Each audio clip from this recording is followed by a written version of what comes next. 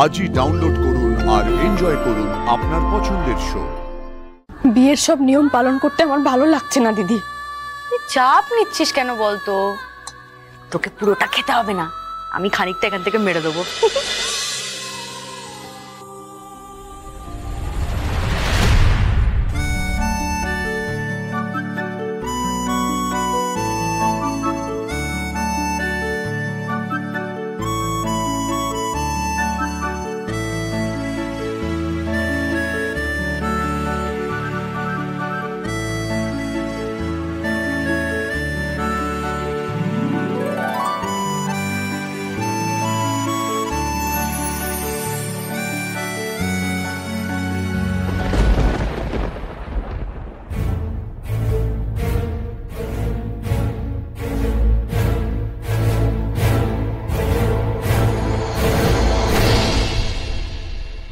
জ্যোতি, কি দিলে তুমি সব থেকে বেশি খুশি হও আমি জানি না, তবে তুমি যেমন মানুষ, ফুল তুমি ভালোবাসো সেটা আন্দাজ করতে পারি।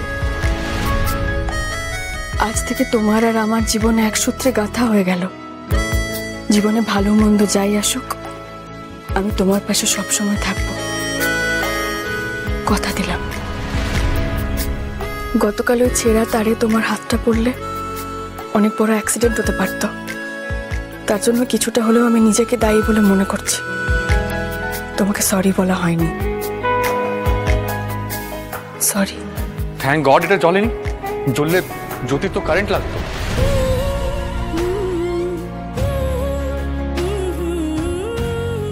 কথা দিলাম তোমাকে কখনো কাজ ছাড়া করব না, কোনো বিপদ তোমাকে স্পর্শ করতে পারবে না।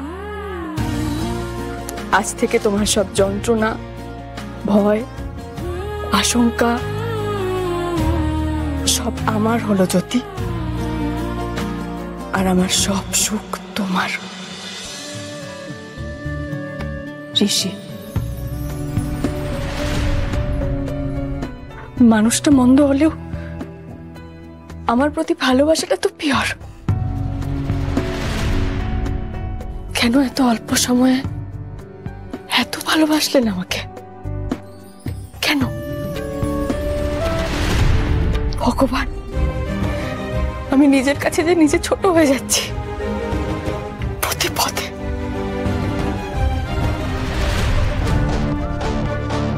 রে একা একা কি বিড়বিড় করছিস তুই? নে নে তাড়াতাড়ি দধি মঙ্গলটা করে নে, তো এসব লোক দেখানি জিনিসপত্র এখন করতে হবে।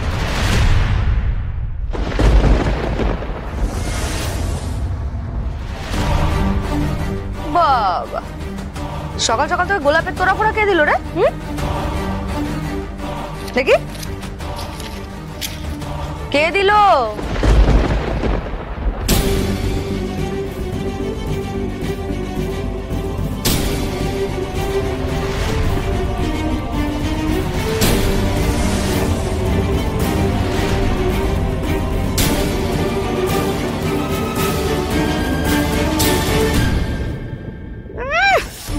প্রেম একদম উতলে উতলে উঠছে। কি লিখেছে দেখেছিস?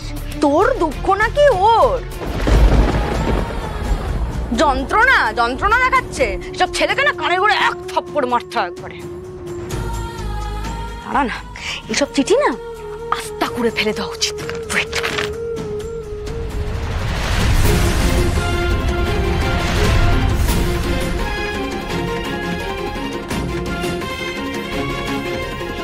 আটকাচ্ছিস কেন? আমাকে আটকাচ্ছিস কেন? কি করবি? এটাকে বাঁধিয়ে রাখবি জীবনের প্রথম প্রেমপত্র হিসাবে? সব ব্যাপারে এত উত্তেজিত হোস না দিদি। ছাড়। কোথায় ফেলবি তুই এটা? বাড়ির বাইরে ফেলবি নাকি ডাস্টবিনে ফেলবি? আরে বাবা, তুই যেখানেই ফেলিস না কেন, কেউ দেখে ফেললে কি করবি?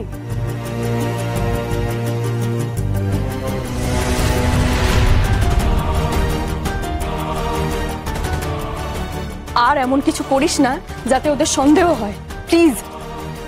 তুই তোর প্ল্যান অনুযায়ী কাজ করছিস, কাজটা করে শেষ কর। আমি আর নিতে পারছি না এগুলো। দে আমাকে চিঠিটা, আমি সময় মতো ফেলে দেবো, তোকে এটা নিয়ে ভাবতে হবে না। জ্যোতি, বিভা এসছে এসছে, মাতাল মালটা এসছে আবার। দেখ ক্যারেক্টারে ঢুকে পড়েছে। কি তোরা এখনো দধিমঙ্গল শুরু করিসনি? এই তো বাবা, এক্ষুনি শুরু করব। না, এরপর তো গায়ে হলুদ না?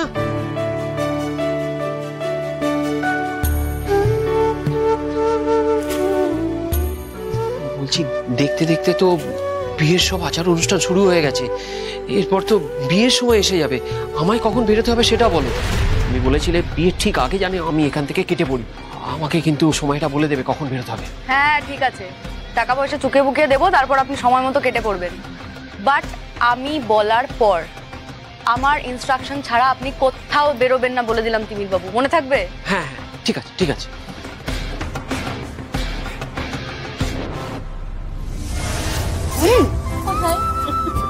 এই ওরম পেছনে লাগছিস কেন রে?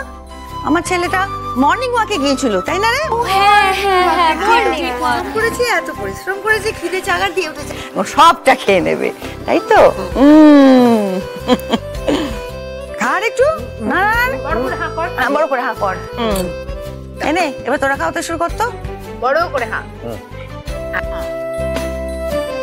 এনে তুই এবার খাওয়াতো।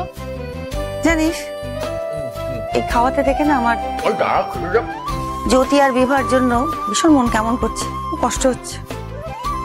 দেখ ঋষির পাশে তোর মা রয়েছে, মাসি রয়েছে, তুই রয়েছিস, কাকিমা সবাই রয়েছে, বোনেরা। জ্যোতি বিভার তো মা নেই, আর মাসি কাকিমা কাউকে তো দেখলামও না, ও তো একা না। ওরা বিভা আছে, দিদি দিদি হলে কি হবে, কতটুকু মেয়ে বলো, ও তো নিজেই ছোট, অথচ মায়ের দায়িত্ব পালন করছে। কিন্তু উফ বাবা, এত এত তাড়াতাড়ি বলিনি বাবা, খেতে লাড্ডু খাবে, হেঁচকে তুলছিস তো, আর একটু খা। মা আর আমি পারছি না, প্লিজ তোমরা আমায় সবাই এবার রেহাই দাও। না না, রেহাই দেওয়া যাবে না তো, রেহাই দেওয়া যাবে না, যতই হেঁচকি তুলিস যাই তুলিস, এই খেতে হবে পুরোটা। চল এবার এটা খেয়ে নে তো। যে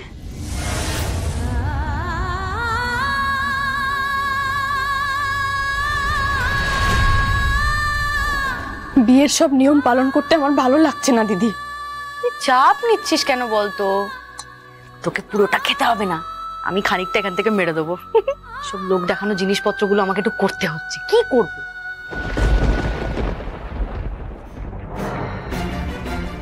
নকল বিয়ে যখন, তোকে সারাদিন উপোস করে থাকতে হবে না, ফাঁক করে এসে আমি টুক করে তোকে খাইয়ে খাইয়ে দিয়ে যাবো, ঠিক আছে?